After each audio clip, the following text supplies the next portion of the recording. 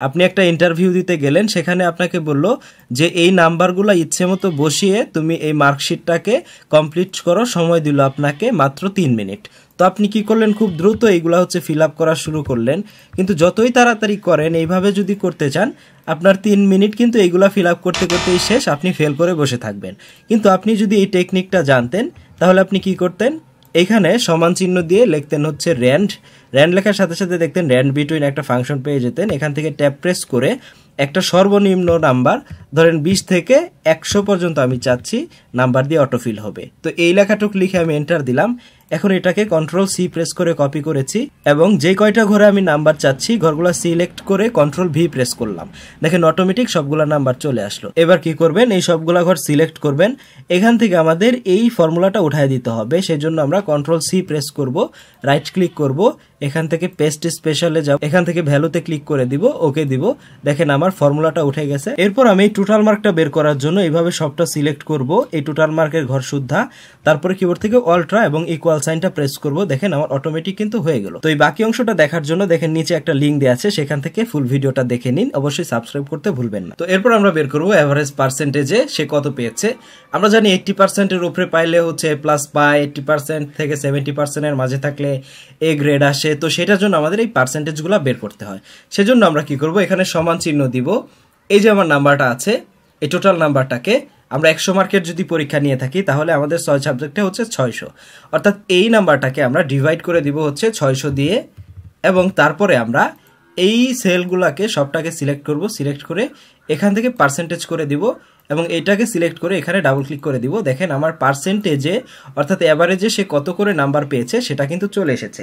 এখানে এই যে এই বেচারা এ প্লাস পাবে, ঠিক আছে।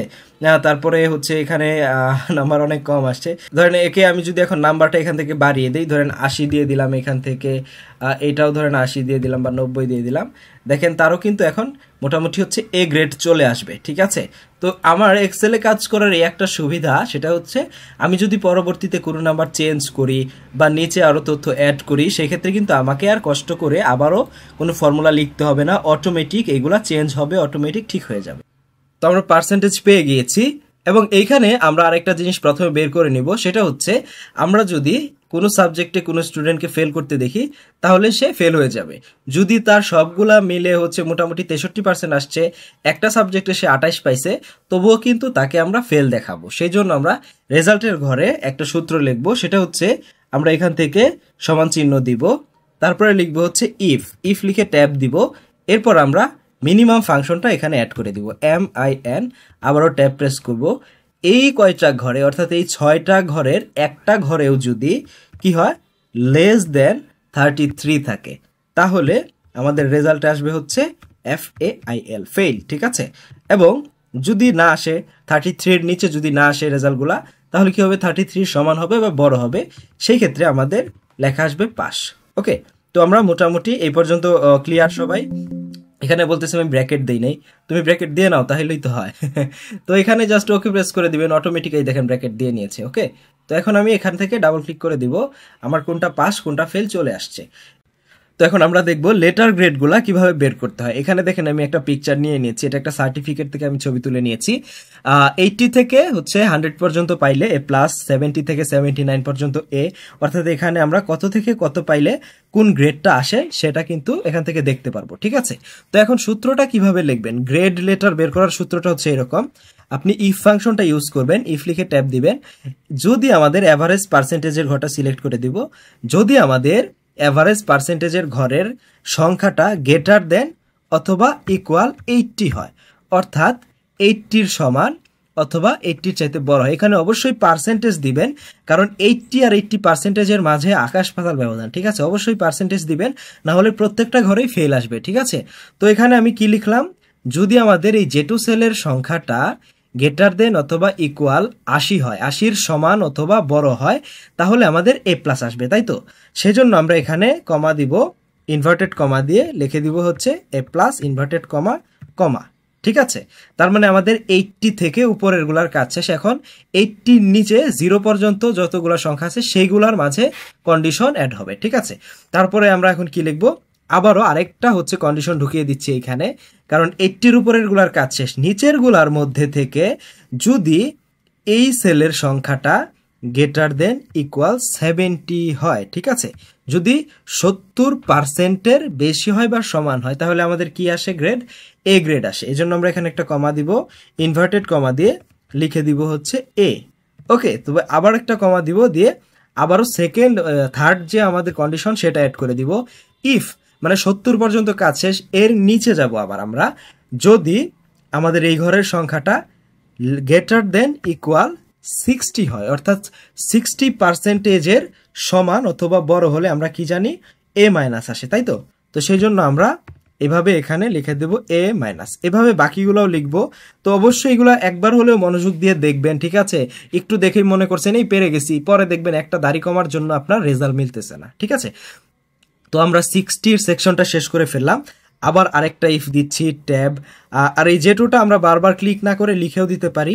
গ্রেটার দেন ইকুয়াল 60 ছিল, 50 বা তার বেশি পাইলে কি হয়? 50 বা তার বেশি পাইলে আমরা দেখেছি এখানে বি দিতে হয়, গ্রেড আসে বি, এজন্য আমরা কমা দিয়ে এখানে বি দিয়ে দিচ্ছি, ঠিক আছে। তো এরপরে আরেকটা কন্ডিশন ঢুকালাম। এই কন্ডিশনে থাকবে হচ্ছে আমাদের জে টু সেলের সংখ্যাটা যদি গ্রেটার দেন ইকুয়াল হচ্ছে 40% হয়, সেই ক্ষেত্রে আমাদের রেজাল্টের ঘরে আসবে হচ্ছে সি, ঠিক আছে। তো দেখেন এখানে সি আসলে যে এইখানে চলে আসছে, যদি খুঁজে না পান এই যে এখানে দেখেন সি। ওকে, তারপরে আরেকটা কন্ডিশন ঢুকবে এর ভিতরে। এখান থেকে ট্যাব প্রেস করলাম, এই ঘরটাকে আবার সিলেক্ট করে দিব। যদি আমার এই ঘরটা এখন কি হয়? গ্রেটার দেন ইকুয়াল, আমরা হচ্ছে 40 পর্যন্ত করে ফেলেছি, এখন আছে 33, ঠিক আছে। তো এখানে 33% দিলাম। যদি 33%-এর বেশি হয় বা সমান হয়, সেক্ষেত্রে আমাদের রেজাল্টটা কি আসবে? রেজাল্ট আসবে হচ্ছে ডি, ঠিক আছে। তো আদারওয়াইজ যা থাকবে, অর্থাৎ 33-এর সমানও না উপরেও নাই, উপরেরগুলো তো কন্ডিশন দিয়েই দিছি, উপরেরগুলো হইলেও এগুলাও হবে। আর যদি 33-এর সমান হয় সেই ক্ষেত্রে ডি আসবে, আর নিচে যদি হয় অর্থাৎ বাদ বাকি যা আছে সব হচ্ছে ফেল হবে। ওকে, তো এই পর্যন্তই আমার সূত্র। এখন দেখেন আমাদের যে কয়টা ওপেনিং ফার্স্ট ব্র্যাকেট আছে সেই কয়টা ক্লোজিং ফার্স্ট ব্র্যাকেট দিতে হবে। 1টা 2টা 3টা 4টা 5টা, দেখবেন যে পর্যন্ত কালো না হবে সেই পর্যন্ত ব্র্যাকেট দিতে থাকবেন। এবং এই ব্র্যাকেট যদি আপনি দিয়ে দেন তাহলে সরাসরি আপনার সূত্রটা নিয়ে নিবে। আর যদি আপনি বলেন না আমি ব্র্যাকেট দিতে পারবো না, আমার ভাই এত সময় নাই, সেই ক্ষেত্রে আপনি ব্র্যাকেট দেওয়ার কোনো দরকার নাই, 2বার এন্টার প্রেস করবেন, দেখবেন অটোমেটিক রেজাল্ট চলে আসবে এবং এই যে ব্র্যাকেটগুলো অটোমেটিক নিয়ে নেবে, ঠিক আছে। তো আমি এখানে কার্সর রেখে দেখেন এন্টার দিলাম, আমার কিন্তু রেজাল্ট চলে আসছে। ওকে, এখন এখানে আমি ডাবল ক্লিক করে দিলে আমার নিচের রেজাল্টগুলোও কিন্তু দেখেন অটোমেটিক চলে আসলো। এভাবে আপনারা খুব সহজে গ্রেডিং পয়েন্ট যেটা আছে লেটার গ্রেড, সেগুলা খুব সহজে আপনারা তৈরি করে নিতে পারেন। এখন যদি নিচে আপনি আর হাজার হাজার হচ্ছে তথ্য বসান তাহলেও কিন্তু কোনো সমস্যা নেই, এক ক্লিকে আপনার গ্রেড পয়েন্টগুলো চলে আসবে। এবং এরপরে আমরা এই যে জিপিএ যে পয়েন্টটা, এই পয়েন্টটা কিভাবে আনবো সেটা দেখব। এখানে সমান চিহ্ন দিব ঠিক আগের মতো। ইফ যদি কি হয়, ট্যাব প্রেস করব, আমাদের এই সেলের সংখ্যাটা গ্রেটার দেন ইকুয়াল 80% হয়, তাহলে আমাদের গ্রেড পয়েন্টটা কত আসবে? আমাদের গ্রেড পয়েন্ট আসবে হচ্ছে 5। এই ক্ষেত্রে আমাদের ইনভার্টেড কমা দেওয়ার দরকার নাই, এখানে আরেকটা কমা দিব, দিয়ে লিখবো হচ্ছে ইফ ট্যাব যদি আমাদের জেটুটা গ্রেটার দেন ইকুয়াল, দেখেন এখানে যে ছোট হাতের হোক বড় হাতের হোক এটাও কোনো সমস্যা নাই, ঠিক আছে, 70% হয়, সেই ক্ষেত্রে আমাদের রেজাল্ট আসবে হচ্ছে 4, ঠিক আছে। আবার হচ্ছে আরেকটা ইফ ফাংশন দিব, আর ট্যাব দিব, J two greater than equal, আমাদের যদি 60% হয়, আমরা জানি 60%-এ হচ্ছে এই যে 3.5, ঠিক আছে। তো এই জন্য আমরা এখানে এটা হলে 3.5 রেজাল্ট আসবে, সেটা লিখে দিব 3.5। ওকে, এবং তারপরে আরেকটা ফাংশন ঢুকবে, এই ফাংশনের ভিত্তিতে থাকবে হচ্ছে যদি আমাদের জে টুটা গ্রেটার দেন ইকুয়াল 50 হয়, 50 হলে হচ্ছে আমাদের রেজাল্ট আসবে হচ্ছে এখান থেকে 3। ওকে, তো এই জন্য আমরা 3 লিখে দিব। তারপরে হচ্ছে যদি আমাদের এই জে টুটা if tab J two greater than equal 40টা বাকি আছে, 40 হয়, আর সেই ক্ষেত্রে আমাদের রেজাল্ট আসবে 2। এবং যদি আমাদের এই ফাংশনটা আবার নিয়ে আসলাম আমরা, যদি আমাদের এই যে আমাদের জে টু সেলটা, সেই জে টু সেলের সংখ্যাটা গ্রেটার দেন ইকুয়াল 33 হয়, সেই ক্ষেত্রে আমাদের রেজাল্ট আসবে 1, আদারওয়াইজ আসবে হচ্ছে 0, ঠিক আছে। এখন আমরা ক্লোজিং ব্র্যাকেটগুলো যদি দিয়ে দিই, ওকে, আমাদের কয়টা ক্লোজিং লাগতেছে? তো সূত্র লেখা শেষ, আমি আরেকবার চেক করে দিব। অনেক সময় পার্সেন্টেজ দিতে খেয়াল থাকে না। দেখেন এই যে এখানে 50-র পরে পার্সেন্টেজ দিতে হবে। এখানে কার্সরটা নিয়ে মানে পার্সেন্টেজগুলো যদি না দেন তাহলে দেখবেন রেজাল্ট একটু উল্টাপাল্টা চলে আসবে, ঠিক আছে? এখানেও পার্সেন্টেজ হবে, এখানেও পার্সেন্টেজ হবে। ওকে, তো আমার সূত্র লেখা শেষ, এন্টার দিব। এরপরে এখানে ডাবল ক্লিক করে দিব, দেখবেন নিচের সবগুলা চলে আসছে, ঠিক আছে? এখন ধরেন কেউ হচ্ছে খুব কম নাম্বার পাইছে, ধরেন এই বেচারা পাইছে হচ্ছে 6, আর তারপরে পাইছে হচ্ছে 32, তারপরে পাইছে হচ্ছে 32, শূন্য, পরীক্ষায় দিতে পারে না এই জ্বরের কারণে। দেখেন তার এভারেজ পার্সেন্টেজ আসছে হচ্ছে 30, সে হচ্ছে ফেল, এবং তার গ্রেড পয়েন্ট আসছে 0। দেখেন এই যে গ্রেড পয়েন্ট, এটা কিন্তু হচ্ছে এই টোটাল পার্সেন্টেজের উপরে, ঠিক আছে? এটা কিন্তু রেজাল্ট শিটে দেখেন এই যে পার্সেন্টেজটা, এইটা কিন্তু একদম 3.5, 4, তারপরে 5 এরকম আসছে, 3.75, 3.31, 3.05, ওইগুলা কিভাবে আসবে? সেইগুলা করার জন্য আমাদের মার্কশিট বানাতে হবে। মার্কশিটটা হচ্ছে নেক্সট ভিডিওতে থাকবে। এটা হচ্ছে আপনার রেজাল্ট শিটের ভিডিও। এটাতে আমরা জাস্ট কি দেখলাম, গড়ে এক একটা স্টুডেন্টে কীরকম হচ্ছে আসতে পারে সেটা দেখলাম। মার্কশিটের ভিডিওটা অবশ্যই দেখবেন, কারণ মার্কশিটটা আপনাদের কাজে লাগবে। এই যে মার্কশিটটা দেখতে পাচ্ছেন, তার হচ্ছে 3.90 কিভাবে আসলো, ঠিক আছে, সেটা দেখব। তো সেই ক্ষেত্রে আমাদের কিন্তু এই যে মাত্র যে দুইটা সূত্র আমরা দেখছি, সেই দুইটা সূত্র লাগবে, এবং সেই দুইটা সূত্রকে কম্বাইন্ড করে আমরা জিপিএটা নিয়ে আসব। এখন আমরা এখানে যেটা দেখেছি সেটা মূলত হচ্ছে গ্রেড পয়েন্ট। আমরা যেটা বের করেছি সেটা কিন্তু গ্রেড পয়েন্ট বের করেছি আমরা এতক্ষণ। জিপিএ যেটা, ঠিক আছে, যেটা গ্রোস, সেটা আমরা নেক্সট ভিডিওতে দেখব। একটা মার্কশিট আমরা এই মার্কশিটটার মতো একটা মার্কশিট আমরা তৈরি করা দেখব। তো নেক্সট ভিডিওটা অবশ্যই কেউ মিস করবেন না।